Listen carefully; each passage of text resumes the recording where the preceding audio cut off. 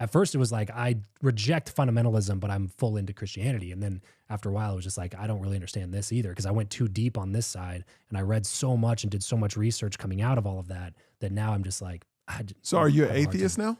I wouldn't say atheist. No, I believe that there's still like this kind of greater power or energy that connects everybody and everything. What I've told people all the time is typically, first of all, believe whatever you want. I have absolutely no problem with that. And I don't disparage anybody for their beliefs at all. As a caveat to what I'm about to say.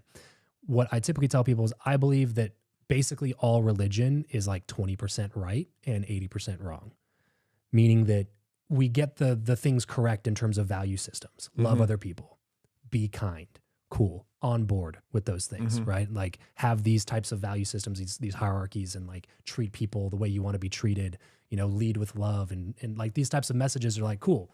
I think every religion, if you look at their core, they all kind of agree on those things. Yes.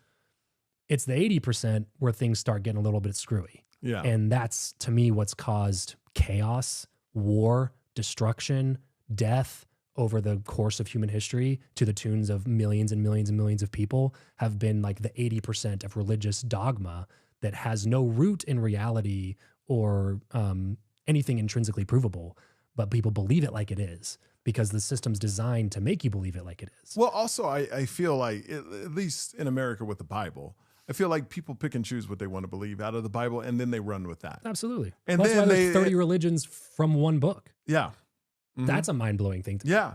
It's like you guys are all reading the same book. Yeah, but and none of you can agree on this? No, it's so, but you see all like for instance, the pigskin thing in the Bible, right? Yeah. Like, so the people that are saying gays shouldn't be together are the same people that are watching football and that eat pork and, you know, so it's all these little things in the Bible that. Dude, slavery. Yeah.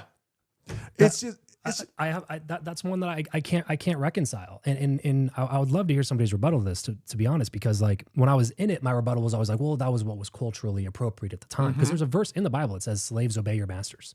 It's a verse in the Bible. Yeah, and people, you know, like I said, at the time, I'd be like, well, that was culturally acceptable. You know, you have to look at like the context through which this is written, and it's like, but wait a second, if God wrote this book, and God is omniscient.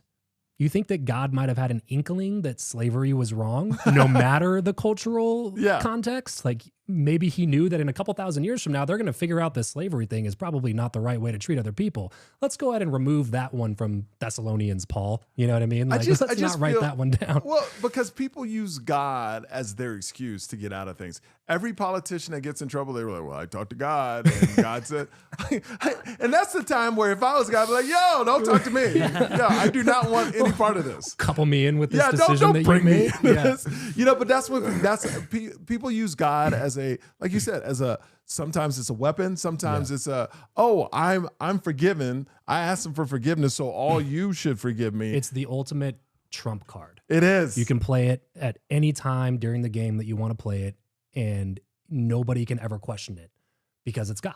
Yeah. What a crazy ability to play. That's why there's so much corruption in the church. There's so much abuse that happens is people just, and it obviously is way less now than it was, 1,000, 2,000, 3,000, 5,000 years ago, but it's all the same. Let me tell you something that's weird to me is all these preachers getting in trouble with these little kids, right? And it keeps reminding me of any parent that let their kids stay with Michael Jackson. You remember back in the day, Michael Jackson had all these kids at his house that would spend the night. I could never let my kids spend the night at anybody's house. At any grown-ass human's house. By him, like they're dropping off. Like what parent drops off their kids to a grown man's house? And I think about, but that's the power he had. Yes. The parents were enamored. They were like, oh my God, Michael Jackson likes my kid. Yep. Like that just sounds. And you creepy don't think that it's possible that the most nefarious thing is happening. You just never would go to that conclusion. And it's the same thing in the church. The difference is, again, they have the power of God. When they play the trump card of God, that's what my buddy Eric's show, Preacher Boys, talks about all this stuff so much. And I told him when he started the show, because obviously, like, you know, he's been working with me for a long time. I was helping him with his podcast strategy and everything. I was just like, it's like, this is great, bro, but I don't know how long you'll be able to keep the show going. Yeah. It's been like 4 years, and he's not running out of stories to tell about like abuse with clergy in the IFB movement by itself, not even moving into Catholics or anything else. You know? So now you're at a position, and attack is the wrong word, but are you now, Eric, kind of going after the IFB? So Eric and how did they, because you're attached to Eric. Yeah. So is it like, I guess my question, is it like Scientology where you hear the stories of Scientology kind of showing up places going? So that's why I say that's one of the reasons I don't think that I don't bring myself to call it a cult, because it's not like when you leave, they're going to hunt you down and kill you or cause harm that's to aggressive. you. Yeah. Yeah. But like they're not going to do that, which I guess I'm thankful for. Yeah, right. But you wouldn't be here if they were. Let me tell you something. I would not have you on this podcast if they were following you. I don't want IFB outside my house. No. So it's not like that. It's just that they're not. When I tell people when I left, there was 3 groups of people. There was the people that were actively rooting against me. And then there was the group of people that are actually my friends and wanted to see me do well, but had no idea how to help me do any of the things I was doing because they were just as, green to all of it as I was. And then probably the majority of people were just indifferent. It was like, you're no longer doing what we want you to do, so good luck, but we're not helping. Gotcha. Even if we could help, we're not going to, type of thing. So there was largely just those 3 groups, but there definitely is a full group that's actively rooting against you, and especially when it's somebody like me, because I'm less, and knock on wood, I guess this could happen at any point, but I'm less sermon illustratable.